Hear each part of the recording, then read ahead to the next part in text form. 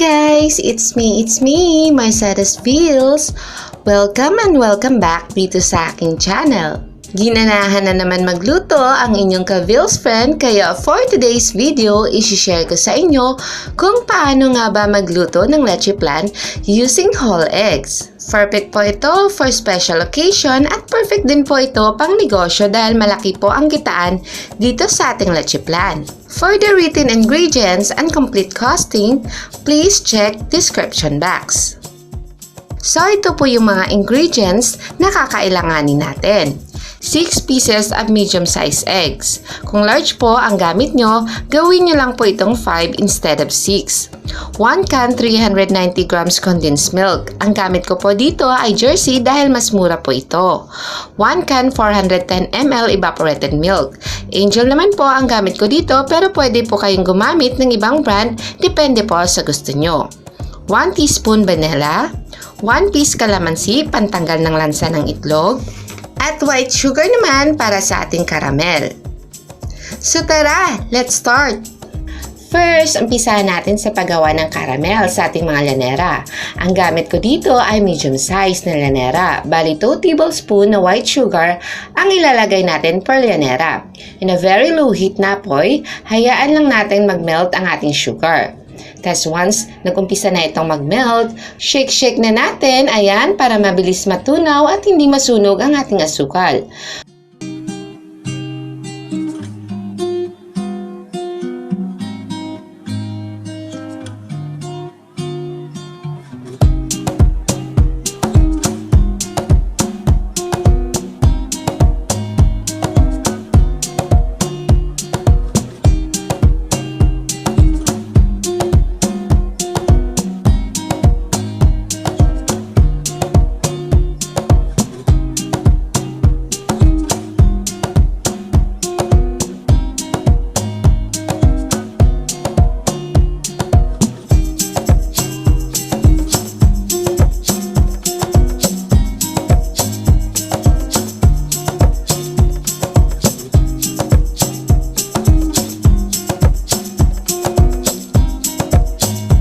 Once na-achieve na natin ang golden brown, ay pwede na po ito.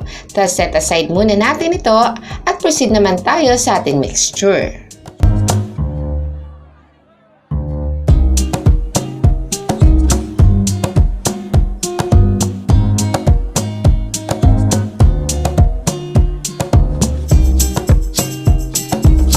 So proceed naman tayo sa ating mixture. First, isa-isa nating biyakin ang egg para maiwasan ang paghalo pag may sira ang isa sa mga ito.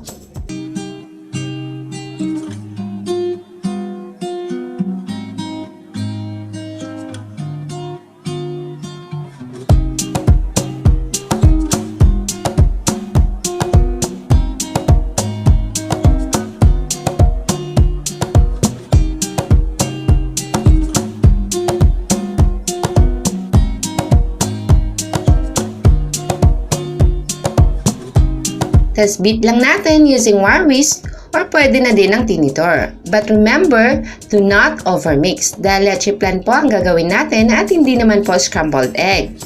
Para maiwasan na makakreate tayo ng malalaking bubbles.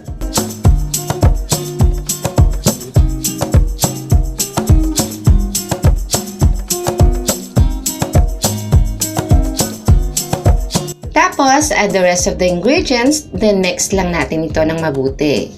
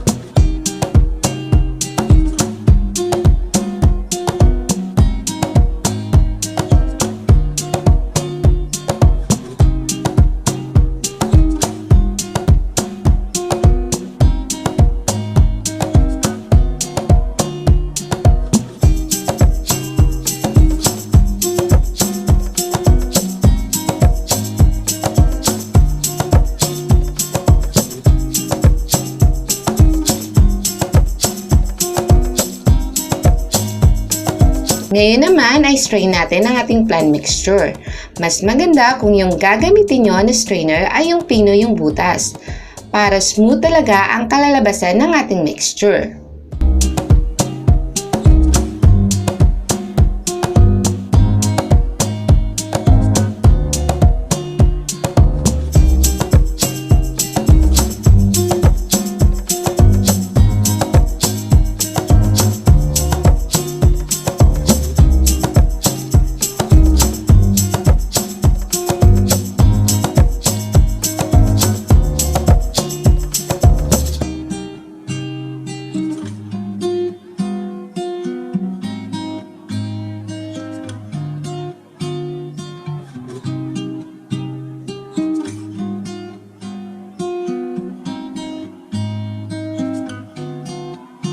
Bali 3 times ko itong sinala, so dapat ganito ang outcome ng ating flan mixture.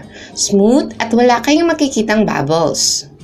So proceed naman tayo sa paglalagay ng ating molder.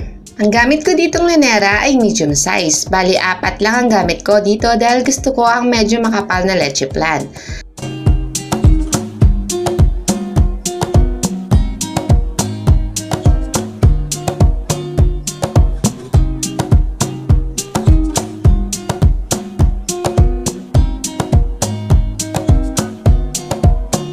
Nagdagdag na rin ako ng maliit na lanera kasi sobra ng konti. Next step, takpan natin ito ng aluminum foil bago isalang sa steamer para maiwasan mapasukan ito ng tubig.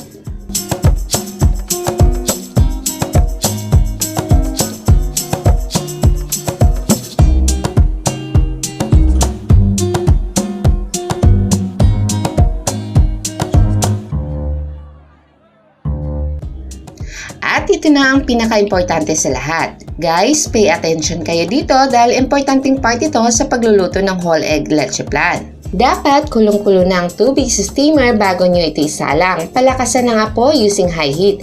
Tapos once na isalang nyo na ang ating mixture, pahinaan nyo ito yung hinang-hina na talaga. Mas mahina pa sa nagpapain-in ng sinaing na kanin.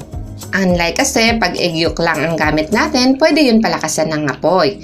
Pero dahil whole egg ang gamit natin, kailangan hinang-hina talaga ang apoy para hindi biglang umalsa yung puti ng itlog dahilan ng pagkakaroon ng bubbles o pangit na texture ng ating leche flan.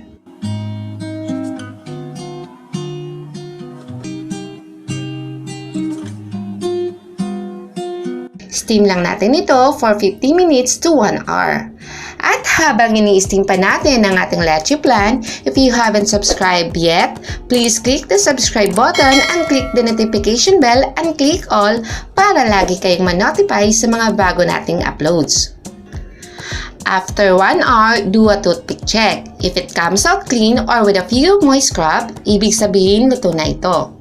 Remove nyo na ito from the steamer and let it cool completely for 1 to 2 hours bago natin ito i-unmold. Pag malamig na, pwede na natin ito i-unmold. Pwede nyo na ito ilagay sa container tub o di kaya sa clamshell para mas maging presentable ito lalo na kung ito ay inyong pambenta.